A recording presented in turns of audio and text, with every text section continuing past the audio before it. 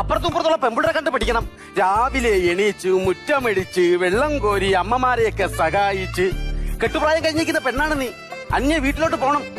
നാട്ടുകാർ കണ്ടെന്ത് വിചാരിക്കും? ഈ മാലോകരോട് ഞാൻ എന്ത് പറയും? ഈ വീട്ടിൽ ആരാ വേലക്കാരി? ഞാനാ നീയാ? ഞാൻ ഈ തുണിയൊക്കെ നല്ലോണം കഴുകി നേരെ ഇടാൻ നോക്കും. വന്നിരിക്കല വെറുതെ അടുക്കളയിൽ ഇരുന്ന ഞാൻ ഒരു പടവലങ്ങി എടുത്ത് അതിന് പോലും നോവാതെ ചുരണ്ടിക്കൊണ്ടിരിക്കുകയായിരുന്നു. ഇവിടെ വന്ന് വേതാളം പറഞ്ഞ് പണി ഇരന്ന് വാങ്ങിയേ. അല്ല, നീ കുറച്ചുകൂടി എന്തോ പറഞ്ഞില്ലേ? ഞാനൊന്നും പറഞ്ഞില്ല. അല്ല, എന്തോ പറഞ്ഞു. അത് വെള്ളം കുറയണമെന്ന് പറഞ്ഞായിരുന്നു. അല്ല, അത് കഴിഞ്ഞിട്ട് വിറവ് കെട്ടണമെന്ന് പറഞ്ഞായിരുന്നു. എടി, വെള്ളത്തിന്റെ വിറകിന്റെ നടുക്ക് എന്തോ പറഞ്ഞില്ലേ? കലം വെച്ച് ചോറ് വയ്ക്കണമെന്ന് പറഞ്ഞായിരുന്നു.